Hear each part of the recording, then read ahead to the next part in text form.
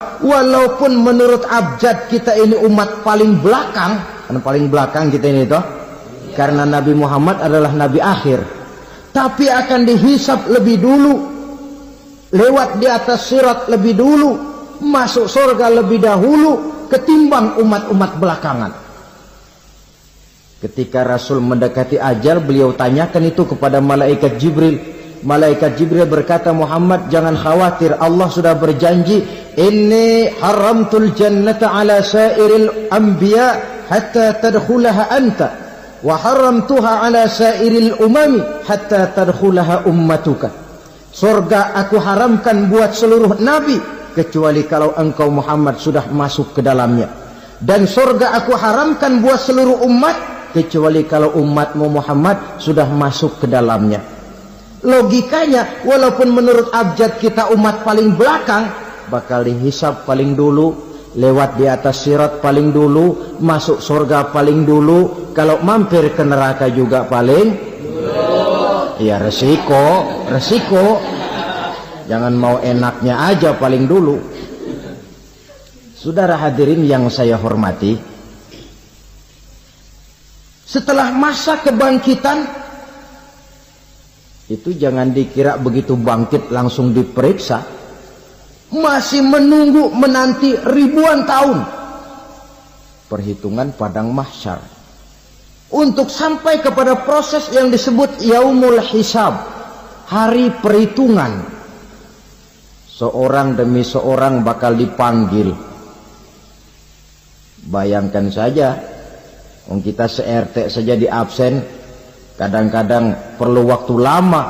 Ini manusia sejak zaman Nabi Adam sampai datang hari kiamat, satu demi satu disidang di hadapan Qadhi Rabbul Jalil.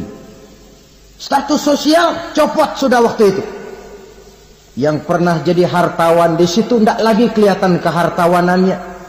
Yang pernah jadi jenderal tidak lagi dipanggil jenderalnya. Yang ustadz tidak lagi dipanggil al-mukarramnya. Seluruh status sosial selesai.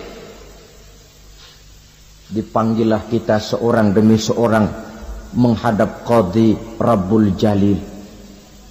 Bagaimana proses penghisaban itu? Pertama, proses tanya jawab. Di antaranya ada hadis menyatakan, lan tazula qadama 'abdin yaumal qiyamah hatta yus'ala an arba'i khisalin. Besok di hari kiamat tidak akan bergeser telapak kaki seorang hamba sampai dia ditanya lebih dulu tentang 4 persoalan. Apabila datang kematian menimpa seseorang, datanglah kiamat baginya. Itu yang disebut dengan kiamat kecil.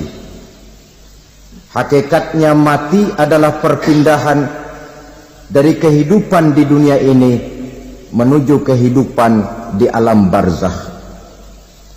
Menunggu kita di alam barzakh sampai datangnya saat kiamat, entah 10 tahun, entah 100 tahun, entah 1000 tahun, hanya Allah saja yang maha tahu. Adapun orang-orang beriman yang melakukan amal kebajikan dalam kehidupan di dunia ini, masa penantian yang lama di alam barzakh buat mereka sebentar saja.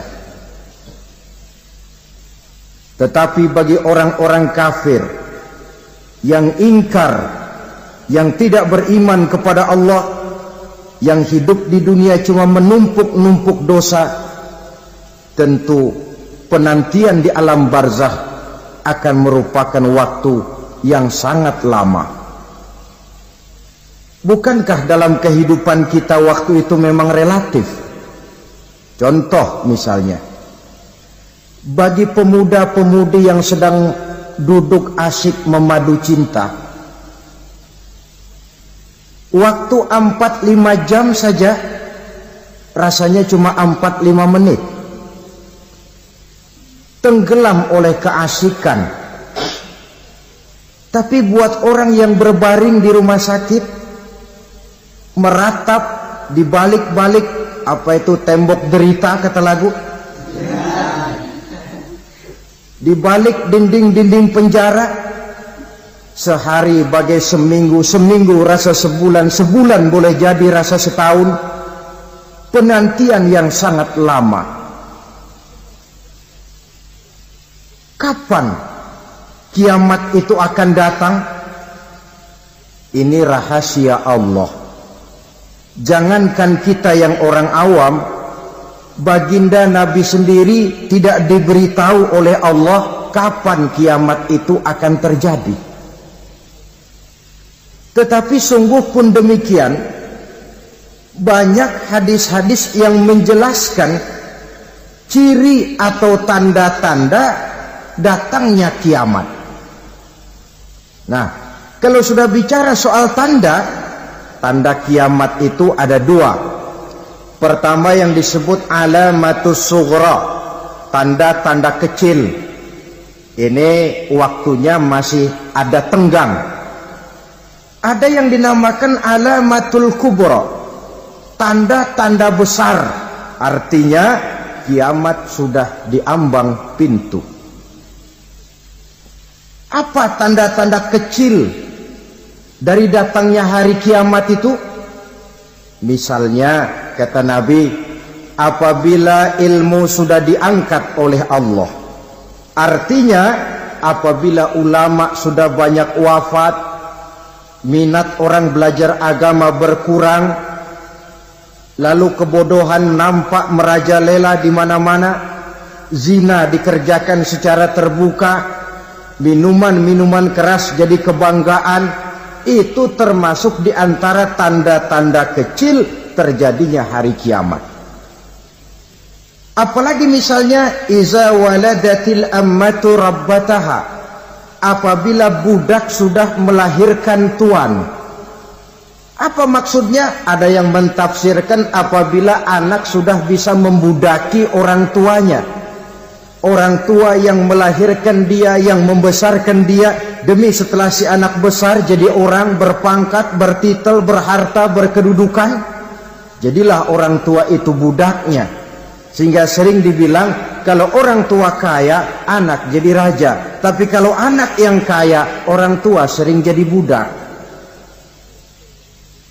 Apalagi munculnya fitnah yang bergelombang, timbul perang antara dua bangsa yang besar, waktu berjalan terasa sangat pendek sekali. Itu merupakan tanda di antara tanda-tanda kiamat. Termasuk di dalamnya sulit membedakan mana laki, mana perempuan. Kan kalau tanda-tanda kayak begini sekarang sudah banyak kita lihat kan. Ulama banyak wafat, penggantinya sulit. Zina dikerjakan berterang-terangan, minuman keras jadi kebanggaan, banyak anak membudaki orang tuanya, sulit membedakan mana laki mana perempuan. Kadang-kadang dari belakang kita lihat perempuan bener, begitu kita colek nengok jenggotan.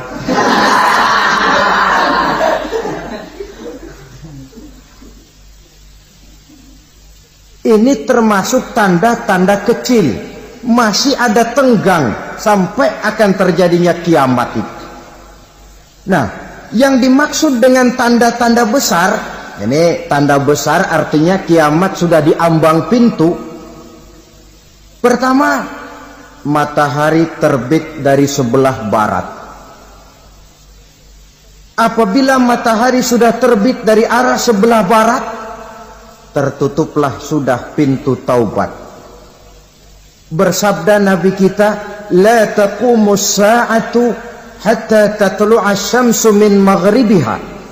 Tidak akan datang hari kiamat sampai matahari terbit dari arah sebelah barat.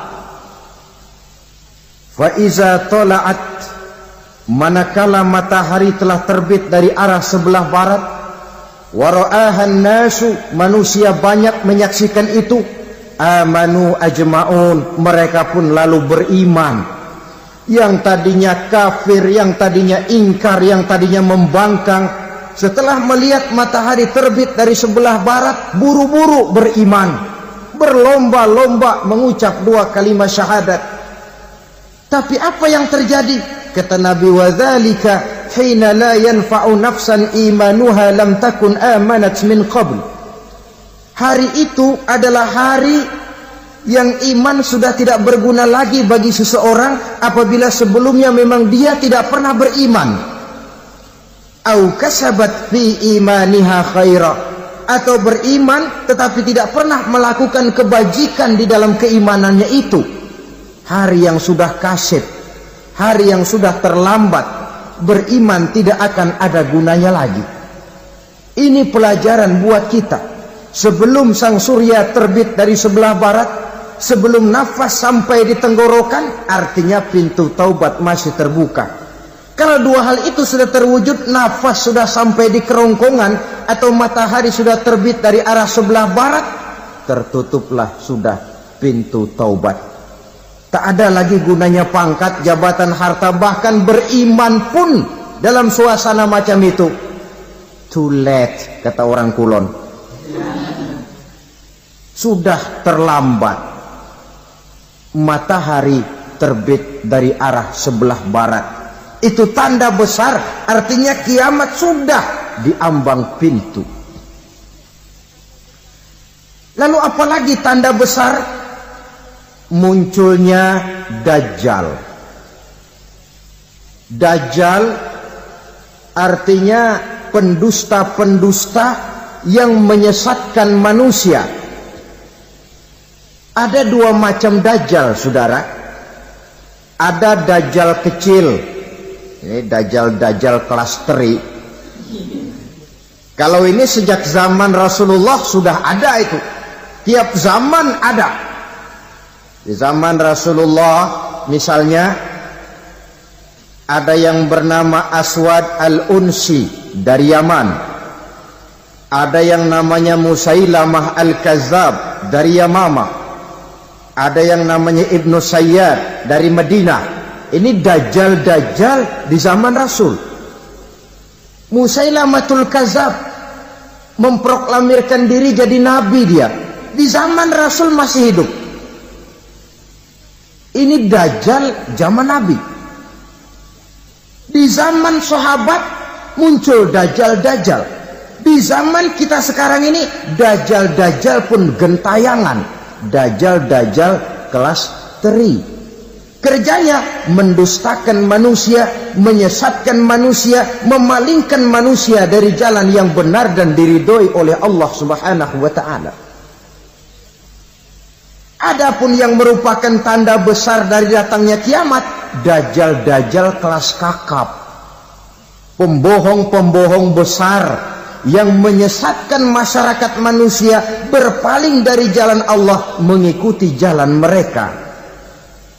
Apa sih ciri Dajjal itu? Kata Nabi dalam hadis Bukhari Muslim, inna Dajjala, sesungguhnya yang namanya Dajjal itu yakhruju, satu saat akan muncul mendekati hari kiamat. Wa inna ma'ahu ma'an, si Dajjal ini membawa air. Wanaran, dan juga membawa api. Dua simbol. Di tangan yang satu dia bawa air, di tangan yang satu dia bawa api. Wa ammal ladzi yarahu an-nasu ma'an fanarun. Adapun yang orang banyak lihat air, hakikatnya adalah api. Yang dilihat api, hakikatnya adalah air. Oleh sebab itu, kalau api yang ditawarkan, ambillah air. Kalau air yang ditawarkan, pilihlah api. Maksudnya apa ini? Ini bahasa simbol, saudara-saudara. Dajjal bicaranya seolah-olah untuk kepentingan manusia. Menawarkan surga. Surga yang dia tawarkan hakikatnya neraka. Hai manusia, kalau kau mau bahagia, jangan dekat-dekat dengan agama. Solat itu tidak efektif dan efisien, tidak produktif dari segi ekonomi itu. Menghadiri majelis taklim cuma buang-buang waktu. Tahajud, tasbih, tahlil, baca Quran, apa itu? Pekerjaan mubazir saja. Hidup ini cuma sekali, masa yang cuma sekali, manfaatkan dengan sebaik-baiknya.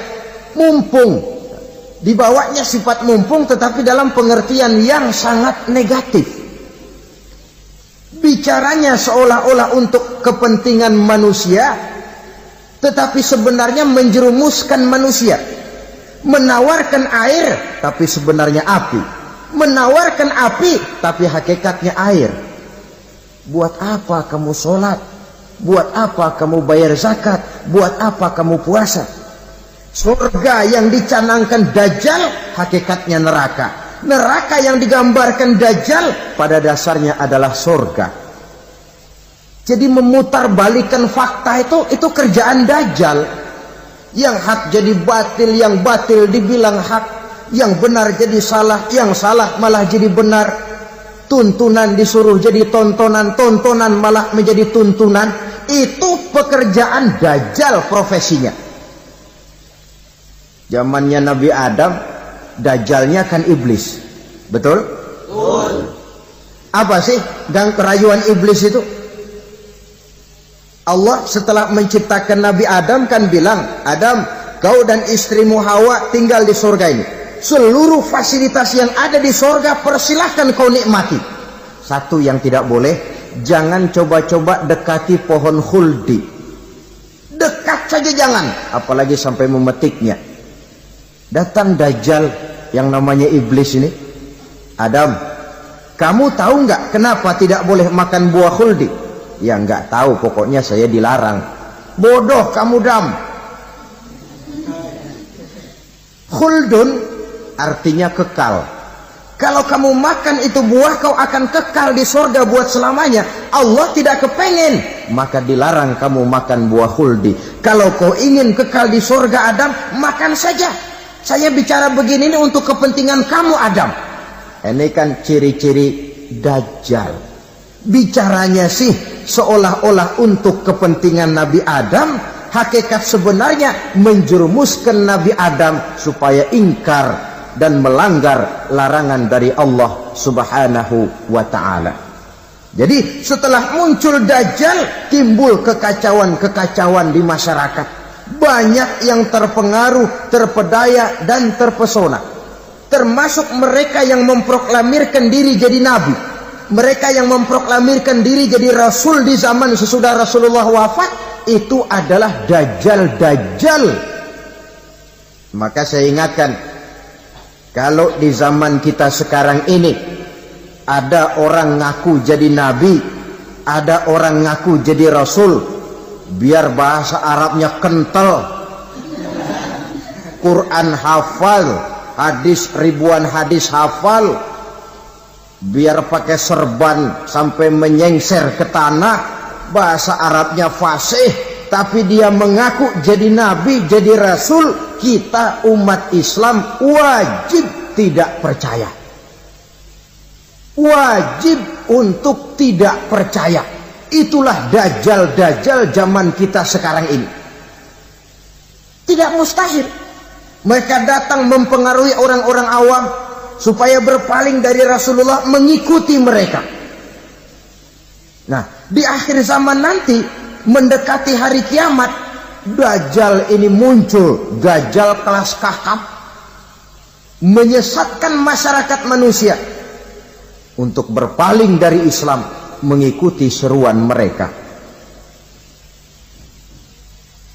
Apalagi di antara datangnya kiamat itu, tanda yang besar itu, turunnya Nabiullah Isa Al-Masih, putra Maryam.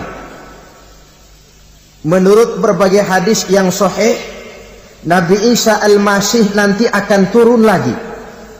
Tidak membawa risalah yang baru, tapi meluruskan risalah Islam ini yang telah banyak ditinggalkan oleh masyarakat. Bahkan ada hadis menjelaskan beliau akan membunuh Nabi, mematahkan kayu-kayu salib, lalu melaksanakan haji dan umrah mengikuti syariat Nabi Muhammad, bukan membawa agama baru. Menjadi semacam mujaddid, reformer, menyelamatkan manusia dari bisikan Dajjal. Bahkan ada riwayat yang menjelaskan bahwa Nabi Isa berhasil mengalahkan Dajjal, mengembalikan masyarakat manusia kembali kepada ajaran Islam yang datang dari Allah, dibawa oleh Rasulullah sallallahu alaihi wasallam. Dengan kata lain, turunnya Nabi Isa bukan sebagai nabi dan rasul baru, tetapi mengikuti syariat Nabi kita Muhammad sallallahu alaihi wasallam. Saudara hadirin, ibu-ibu hadirat yang saya hormati, kemudian apalagi di antara tanda-tanda besar akan datangnya kiamat itu? Keluarnya asap atau awan. Kata Nabi, inna min asrati sa'ah dukhanan yamla'u ma bainal masyriqi wal maghrib. Di antara tanda-tanda kiamat, munculnya awan atau asap yang memenuhi antara langit dan bumi.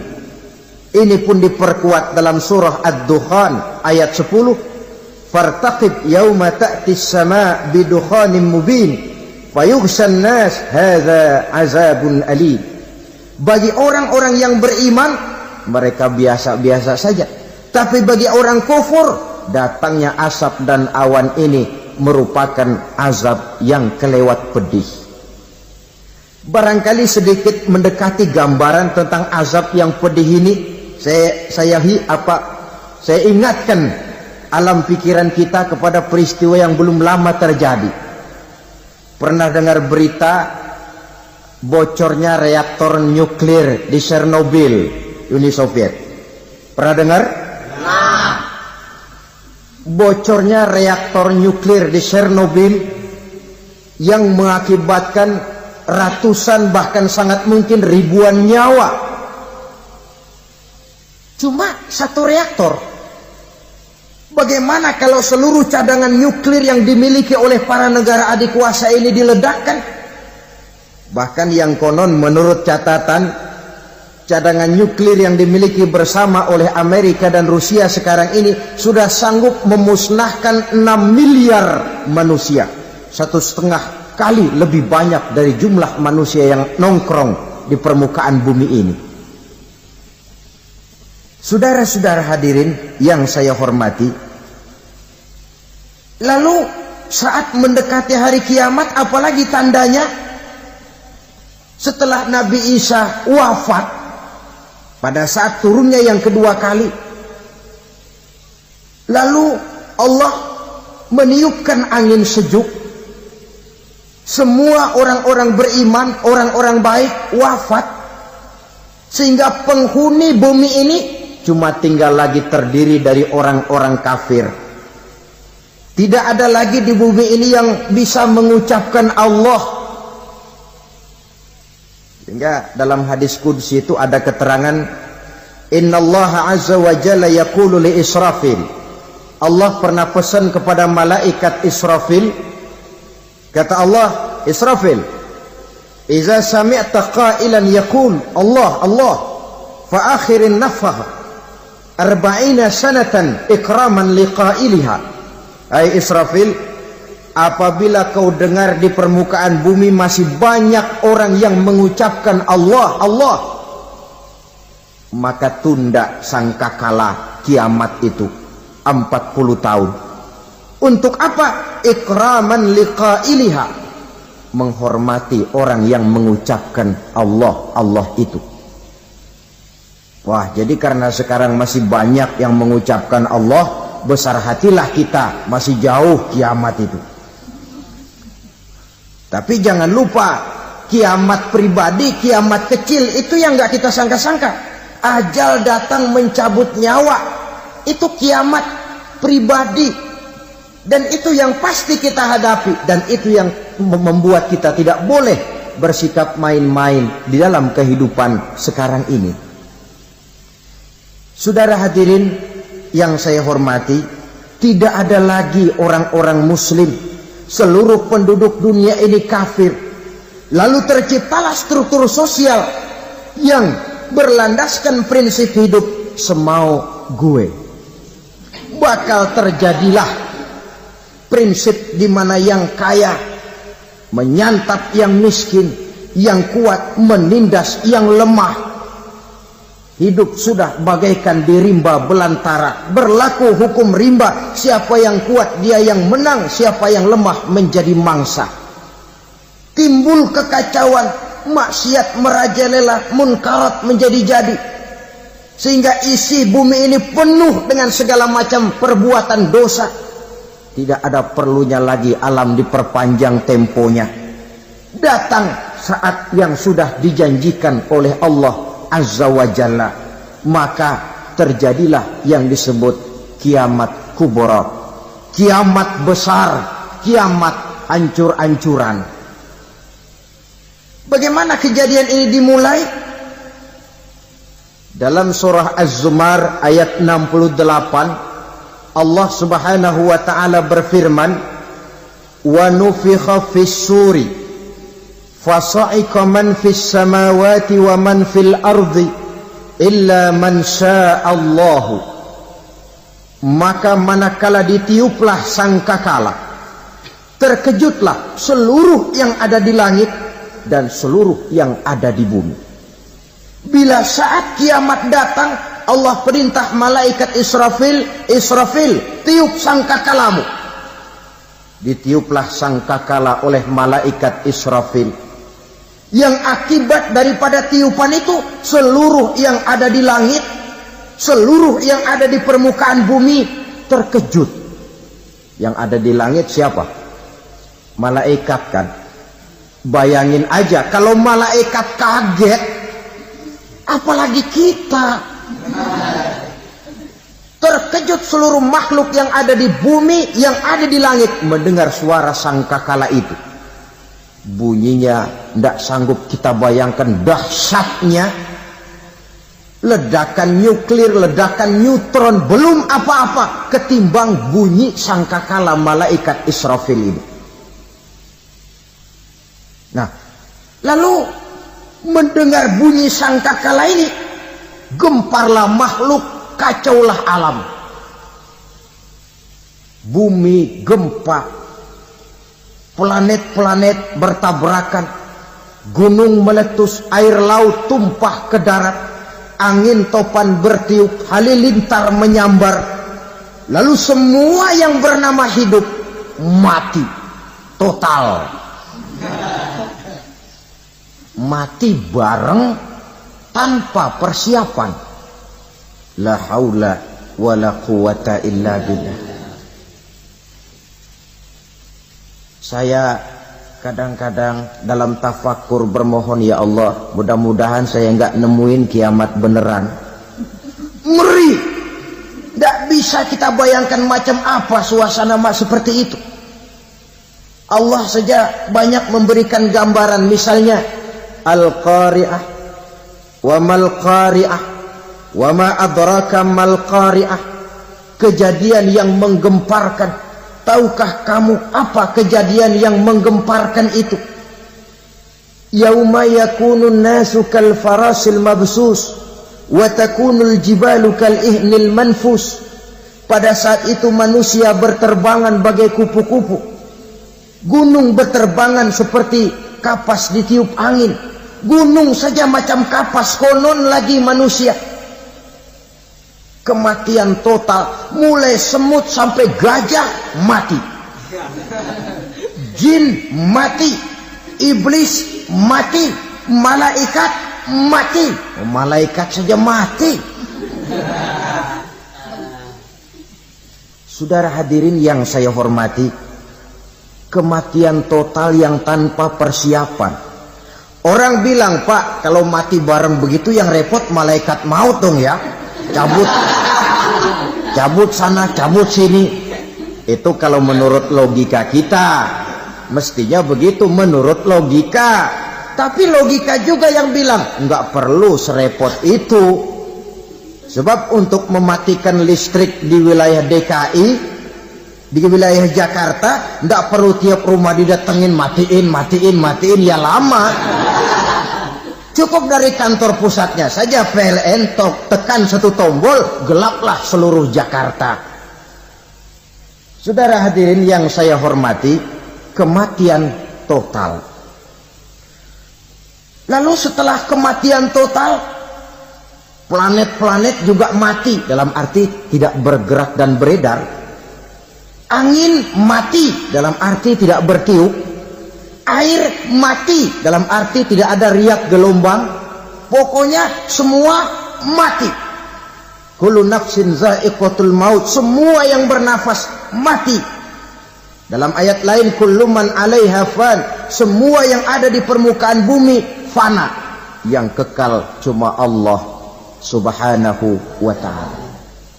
Yang paling belakang mati malaikat maut dan malaikat Israfil. Tapi mati juga sesuai dengan janji Allah. Menurut hadis Bukhari Muslim dari Abi Hurairah, masa tenggang waktu antara kematian total pada tiupan sangkakala pertama dengan proses kebangkitan pada tiupan sangkakala kedua 40 lamanya. Tidak dijelaskan oleh Abi Hurairah 40 jam, apa 40 hari, apa 40 tahun. Hadis-hadis cuma menyebutkan 40 saja. Sunyi alam yang tinggal cuma Allah saja lagi. Ketika itu Allah berseru-seru, katanya, limanil mulkul yauma, siapa para penguasa hari ini? Mana itu raja-raja dan penguasa yang dulu mengaku jadi Tuhan? Fir'aun, mana Fir'aun sekarang? Yang dulu jadi raja, merasa berhasil, sombong, lalu tidak mau turun-turun dari kekuasaannya, sampai kepada puncak kekurang ajarannya mengangkat diri jadi Tuhan. Mana itu Fir'aun? Namrus, mana sekarang Namrus? La ilaha illa ana, ternyata tidak ada Tuhan lain selain daripada aku, kata Allah. Proses kemudian, saudara-saudara, turunlah hujan dari langit. 40 lamanya hujan itu. Tidak jelas juga 40 jam apa 40 hari. Setelah air turun membasahi, datanglah tiupan sangkakala yang kedua. Semua yang bernama mati bangkit dari kuburnya masing-masing. Ini yang disebut Yaumul Ba'thi, hari kebangkitan.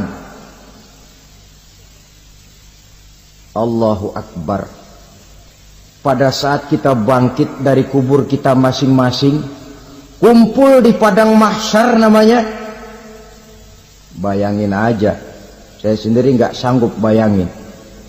Manusia sejak zaman Adam sampai zaman kiamat kumpul bareng di tempat sama. Berapa banyaknya itu?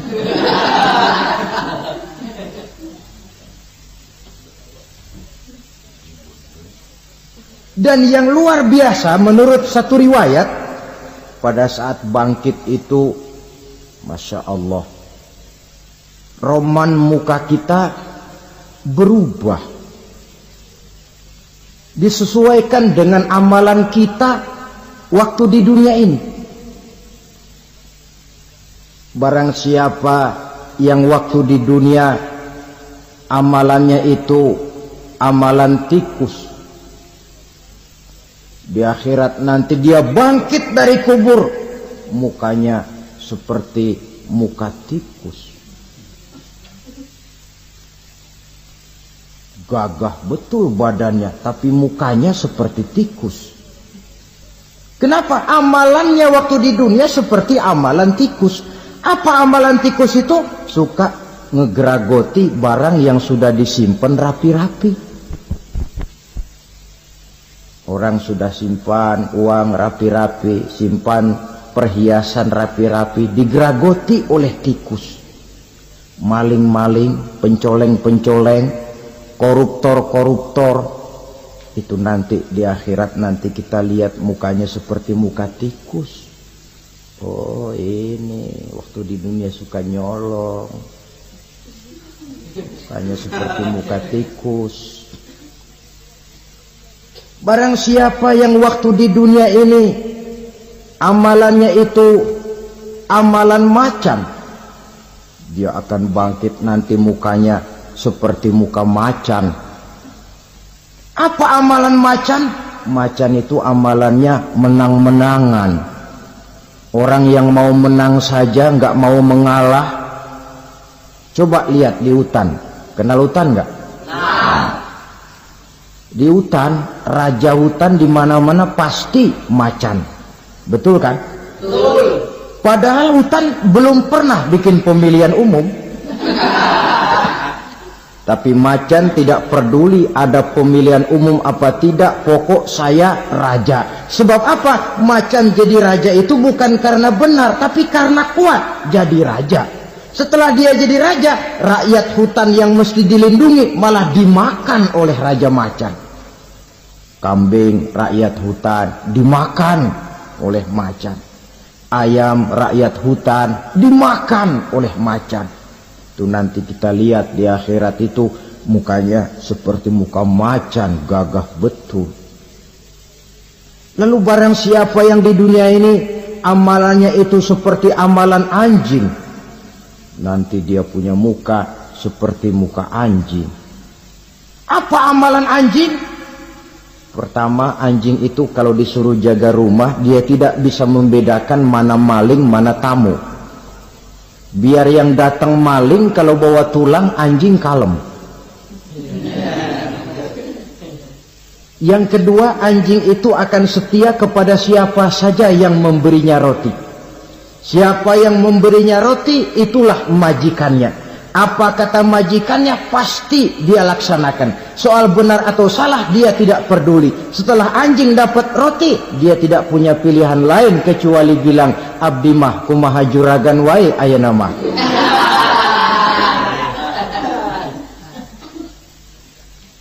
Saudara hadirin yang saya hormati,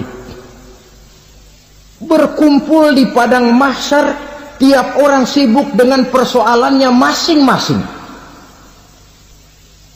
Matahari waktu itu didekatkan oleh Allah, panas luar biasa. Ada yang saking panasnya itu mencucurkan peluh keringat sampai sebatas mata kakinya. Ada yang keringatnya sampai sedengkulnya, ada yang keringatnya sampai sepusatnya, ada yang keringatnya mengalir sampai sebahunya. Ada yang kelelap oleh keringatnya sendiri, sementara orang di sampingnya nggak apa-apa. Bergantung lagi amalan dia waktu di dunia ini. Saudara-saudara, sebagian orang dalam kepanikan padang mahsyar berombong-rombong datang mereka menghadap Nabi Adam. Ya Adam, anta abal bashar. Hai Adam, Tuhan adalah bapak moyang manusia. Kami sebentar lagi akan disidang, dimintakan pertanggungan jawab. Tolonglah kami, hai Adam. Kata Nabi Adam, jangankan nolongin sampean, saya sendiri tanggung jawab di hadapan Allah. Ketika dulu tidak boleh makan khuldi, saya serobot.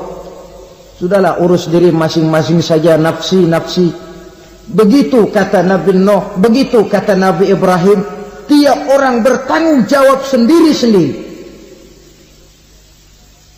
Ketika itulah saudara-saudara, nikmatnya menjadi umat Nabi besar Muhammad sallallahu alaihi wasallam. Sebab apa? Walaupun menurut abjad kita ini umat paling belakang, kan paling belakang kita ini toh, karena Nabi Muhammad adalah Nabi akhir. Tapi akan dihisap lebih dulu, lewat di atas sirat lebih dulu, masuk surga lebih dahulu ketimbang umat-umat belakangan. Ketika Rasul mendekati ajal, beliau tanyakan itu kepada malaikat Jibril. Malaikat Jibril berkata, Muhammad jangan khawatir, Allah sudah berjanji, inni haramtul jannata ala sairil anbiya hatta tadkhulaha anta. Wa haramtuha ala sairil umami hatta tadkhulaha ummatuka. Surga aku haramkan buat seluruh nabi, kecuali kalau engkau Muhammad sudah masuk ke dalamnya. Dan surga aku haramkan buat seluruh umat kecuali kalau umatmu Muhammad sudah masuk ke dalamnya. Logikanya, walaupun menurut abjad kita umat paling belakang, bakal dihisab paling dulu, lewat di atas sirat paling dulu, masuk surga paling dulu, kalau mampir ke neraka juga paling dulu. Ya resiko. Jangan mau enaknya aja paling dulu. Saudara hadirin yang saya hormati, setelah masa kebangkitan itu jangan dikira begitu bangkit langsung diperiksa. Masih menunggu menanti ribuan tahun perhitungan padang mahsyar untuk sampai kepada proses yang disebut yaumul hisab, hari perhitungan. Seorang demi seorang bakal dipanggil. Bayangkan saja, kita se-RT saja di absen, kadang-kadang perlu waktu lama. Ini manusia sejak zaman Nabi Adam sampai datang hari kiamat, satu demi satu disidang di hadapan Qadi Rabbul Jalil. Status sosial copot sudah waktu itu. Yang pernah jadi hartawan di situ tidak lagi kelihatan kehartawanannya. Yang pernah jadi jenderal tidak lagi dipanggil jenderalnya. Yang ustadz tidak lagi dipanggil al-mukarramnya. Seluruh status sosial selesai. Dipanggillah kita seorang demi seorang menghadap Qadi Rabbul Jalil. Bagaimana proses penghisaban itu? Pertama, proses tanya jawab. Di antaranya ada hadis menyatakan, lan tazula qadama 'abdin yaumal qiyamah hatta yus'ala an arba'i khisalin. Besok di hari kiamat tidak akan bergeser telapak kaki seorang hamba sampai dia ditanya lebih dulu tentang 4 persoalan. Tentang ilmunya. Kemana ilmu itu diamalkan? Tentang umurnya. Di mana umur itu dihabiskan? Tentang masa mudanya. Kemana masa muda itu dipakai? Tentang hartanya. Dari mana harta itu didapat dan kemana harta itu dibelanjakan. Ini termasuk proses tanya jawab. Jadi kalau istilah pengadilan dunia, nama Fulan bin Fulan. Kamu waktu di dunia diberikan umur panjang untuk apa? Pernah mengalami masa muda, kemana kau habiskan masa remajamu? Kau diamanahkan ilmu, dengan apa ilmumu kau amalkan? Kau diberikan harta, dari mana harta kau dapat, kemana kau belanjakan? Tak seorang pun yang bisa mungkir. Sebab apa? Dikala itu yang menjadi saksi bukan orang. Yang menjadi saksi adalah seluruh anggota badan kita. Tangan bicara, kaki jadi saksi terhadap seluruh amalan yang pernah kita kerjakan pada saat kehidupan di alam dunia ini. Selesai proses tanya jawab, lalu diperlihatkan buku catatan kita waktu hidup di dunia ini. Jangan lupa Allah itu menyiapkan 2 superkomputer kepada kita. Sebelah ditempelin sebelah kanan, yang sebelah tempelin di sebelah kiri. Komputer itu namanya Raqib dan Atid. 2 malaikat yang apabila baik kita lakukan, refleks saja akan menulis kebajikan kita. Jahat kita kerjakan akan tertulis. Catatan itu nanti diperlihatkan kepada kita. Waduh, alangkah malunya pada saat diperlihatkan catatan kita, buku rapot kita merah melulu. Barangkali diperiksa sambil diomelin, brengsek lo. Buku merah melulu begini bagaimana waktu hidup di dunia? Tidak cukup diperlihatkan buku catatan kehidupan, rekaman kehidupan. Rekaman kehidupan kita secara utuh sejak terlahir sampai ajal datang merenggut nyawa. Barangkali mirip dengan video sekarang ini. di mana terekam dengan baik seluruh kegiatan kita, sejak yang sekecil-kecilnya sampai kepada yang sebesar-besarnya. Untuk kemudian kita pun menerima balasan. In khairan fa khairun wa in syarran fa syarrun. Kalau baik ya baik balasannya, kalau jahat ya jahat juga balasannya. Catatan-catatan kita diberikan. Kalau banyak kebajikannya diberikan di tangan kanan dengan cara yang halus.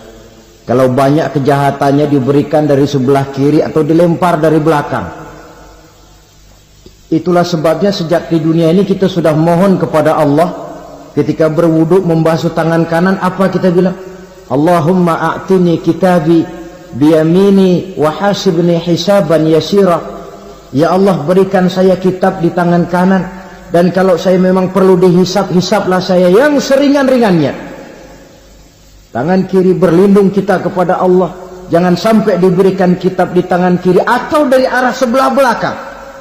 Wa a'udzubika an tu'tiya kitabi bishimali aw min wara'i zuhri, dari arah sebelah belakang. Na'udzubillah min dzalik. Setelah selesai lewat proses penghisaban, lewat mizan, timbangan, maka yang sudah selesai dihisab itu bergeraklah menuju sirat, jembatan yang terbentang menuju surga melalui neraka. Saudara-saudara, panjangnya perjalanan sirat itu memakan waktu ratusan tahun. Tetapi orang yang lewat di atas sirat pun macam-macam, bergantung amalannya ketika di dunia ini. Ada yang lewat di atas sirat itu kal barqil khatib, seperti kilat yang menyambar, lep, sudah sampai dia di surga. Cepat bukan main. Ada yang lewat di atas sirat itu seperti orang lari-lari. Ada yang lewat di atas sirat itu seperti orang jalan biasa. Ada yang sambil merangkak, ada yang sambil ngesor, ada yang sambil gelayutan, ada yang selamat sampai ke ujung ke surga, ada yang tergelincir jatuh masuk ke dalam neraka, bergantung amalannya dalam kehidupan di dunia sekarang ini. Tiap kita akan melewati yang namanya sirat ini. Saudara-saudara kaum muslimin yang saya hormati, dengan demikian mereka yang selamat melalui sirat sampai ke terminal akhir surga, mereka yang ketika dihisab ternyata banyak kejahatannya daripada kebaikannya, mereka singgah di dalam neraka. Nah, adapun orang-orang yang beriman menurut ayat Quran dan hadis Nabi itu nanti ada bermacam-macam. Ada orang beriman itu yang dimasukkan surga. Ada orang beriman itu yang dimasukkan ke dalam surga. Ada orang beriman itu yang disebut penduduk surga. Kenapa lain-lain, Pak? Karena waktu di dunia amalannya juga lain-lain. Ada orang beriman yang masuk surga. Ini paling murah tiketnya. Mau masuk surga? Kata Nabi begini, ma min abdin qala la ilaha illallah thumma mata ala dhalik illa dakhala al-jannah. Kalau seorang hamba sudah mengucap dua kalimat syahadat, dia yakin dengan kebenaran kalimat itu sampai matinya, orang itu akan masuk surga. Abi Dzar yang waktu itu diajak bicara heran, ya Rasul kok gampang betul? Iya, walaupun orang itu mencuri, iya, walaupun orang itu berzina, iya, biar dia mencuri, biar dia berzina, kalau dia sudah mengucap dua kalimat syahadat, dia yakin dengan kebenaran kalimat itu sampai matinya, itu orang akan masuk surga. Jadi masuk surga cukup 2 kalimat syahadat, yakin sampai mati masuk surga. Itu perkara masuk. Tapi kalau pertanyaannya diterusin, masuknya kapan Pak? Nah ini lain lagi urusannya. Sebab ada yang masuknya itu langsung, ada yang mampir dulu. Di sana tempat cuma 2. Kalau tidak surga, neraka. Mau ke surga, tapi mampir dulu. Yang mampirnya jelas di neraka. Kenapa? Dalam hadis qudsi ada riwayat. Nanti itu di akhirat, setelah Allah selesai mengatur penduduk surga, masuk surga, yang neraka, masuk neraka. Allah berkata kepada malaikat Malik, malaikat Malik, labaik ya Allah. Itu bajingan-bajingan tengik, manusia-manusia durjana yang waktu di dunia tidak mau sujud, jauh dari ulama, gemar melakukan yang munkarat dan maksiat, hidup di tengah masyarakat selalu jadi bibit keonaran, kufur, sudah masuk neraka semua. Sudah ya Allah. Nah, kalau sudah, coba sekarang kamu masuk Malik. Saya, iya, masuk neraka. Mau apa ya Allah? Kata Allah, akhriju minan nar man kana fi qalbihi misqala habatin min khardalin min iman. Kau masuk neraka, cari di dalam neraka orang-orang yang ada imannya walaupun kecil sebesar biji zarah, angkat mereka keluar. Masuk malaikat Malik ke neraka, cari orang yang ada imannya, korek-korek. Ya repot, udah pada gosong. Yang ada imannya diangkat ke atas, yang ada imannya diangkat ke atas, lalu dimandikan di Nahrul Hayat, namanya sungai kehidupan di akhirat nanti. Cakep lagi rupanya, bersih lagi wajahnya, apel di hadapan Allah. Kata Allah, bagaimana Mas? Kapok nggak sampean? Kapok ya Allah. Nah, kalau kapok, idhab fadkhulil jannah, pergi masuk surga sana. Berangkat mereka ke surga, ketemu sama teman-temannya yang udah sampai lebih dulu, yang nggak pakai mampir lagi. Terjadi dialog. Kata teman-temannya yang udah pada nyampe duluan, Mas, iya, emang baru sampai? Saya baru sampai. Memang mampir di mana dulu Mas? Kita sudah lama sampai di surga. Saudara buka surah Al-Muddathir ayat 34-35. Ma salakakum fis saqar? Kenapa kamu mampir di neraka Saqar? Qalu lam nakum minal musallin. Mereka menjawab, kami mampir di neraka Saqar Mas, gara-gara dulunya kami waktu di dunia tidak pernah sholat. Tidak pernah sholat? Tidak pernah. Karena rumahnya dekat masjid, cuma dekat doang Mas. Sholat mah enggak saya. Enggak pernah ngasih makan fakir miskin, enggak pernah hadir di majelis taklim, pendeknya enggak pernah melakukan kebajikan. Maka saya pun mampir di neraka Saqar. Untung betul saya punya iman Mas, sedikit. Waktu hidup di dunia dulu saya pernah mengucap 2 kalimat syahadat, sekali-kalinya waktu mau kawin. Masya Allah. Untung saja kawin, kalau nggak kawin polos.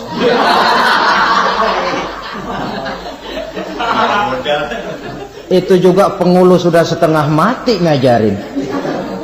Asyhadu alla, asyaduaan, asyaduaan.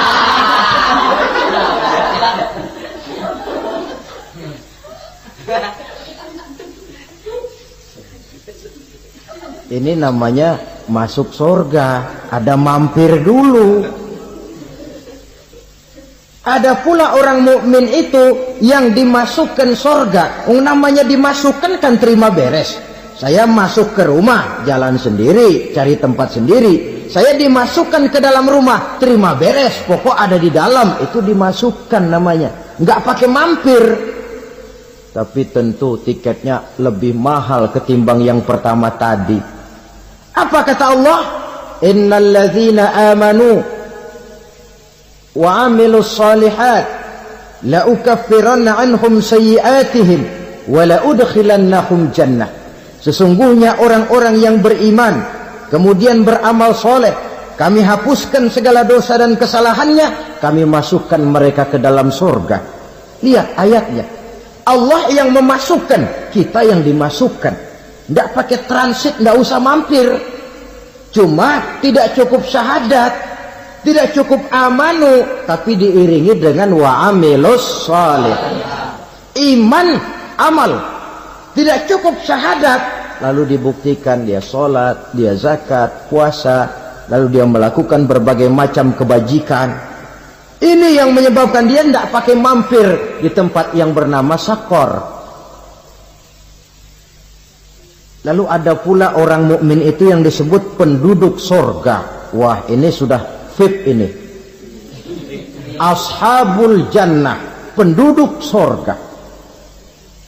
Siapa mereka? Kata Allah, innal ladzina amanu summa istaqamu fala khaufun 'alaihim wa la hum yahzanun ulaika ashabul jannah hum fiha khalidun.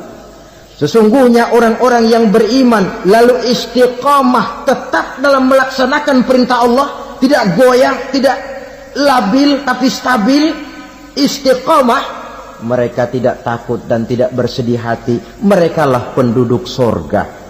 Iman, istiqamah. Tidak punya duit, sembahyang. Banyak duit, sembahyang. Miskin, sembahyang. Kaya, tetap sembahyang. Istiqomah. Kadang orang kalau susah rajin ke masjid, banyak duitnya ngelihat masjid melengos. Itu yang dibilang waktu miskin hamba Allah, setelah kaya jadi hamba harta.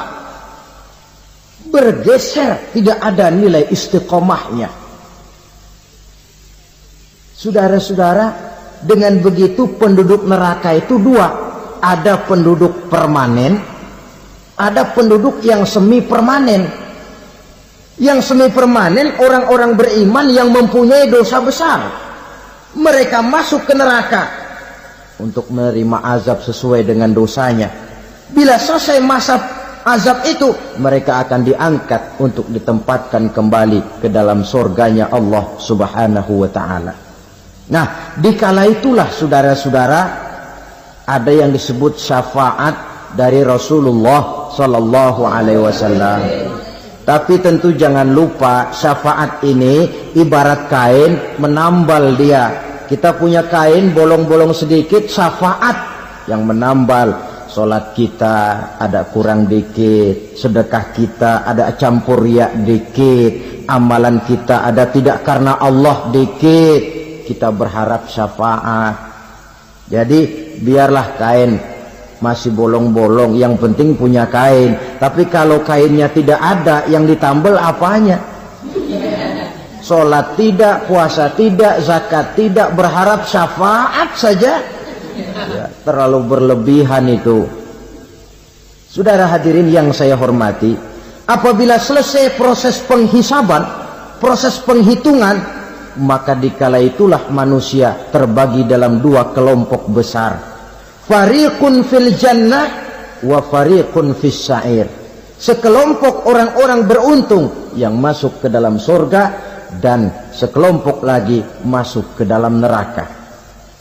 Akan memakan waktu untuk menceritakan sifat surga dan neraka, tapi insya Allah pada kesempatan pertemuan lain saya sampaikan. Namun sebagai gambaran umum cukuplah saya sampaikan sebuah hadis qudsi. Allah jelaskan, a'dadtu li'ibadiyas salihin ma la 'ainun ra'at wa la uzunun sami'at wa la khatara fi qalbil bashar. Aku sediakan buat hamba-hambaku yang soleh, yang tidak pernah terlihat oleh mata, tidak pernah terdengar oleh telinga, dan belum pernah terdetik dalam hati manusia. Jadi kenikmatan surga belum pernah dilihat mata, belum pernah didengar telinga, belum pernah terdetik dalam hati. Pedihnya azab neraka belum pernah terlihat mata, belum pernah terdengar telinga, belum pernah terdetik dalam hati. Saudara hadirin yang saya hormati, oleh karena itu sebagai uraian akhir daripada kiamat ini, marilah sama-sama kita memanfaatkan hidup dengan sebaik-baiknya supaya jangan timbul penyesalan di hari kemudian nanti. Mudah-mudahan kita seluruhnya diselamatkan Allah dari azab neraka dan mendapat surga dan ridhonya. Sekian dan demikianlah pertemuan kita kali ini. Terima kasih banyak atas segala perhatian. Mohon maaf atas segala kekurangan. Usikum wa nafsi bitaqwallah. Wassalamualaikum warahmatullahi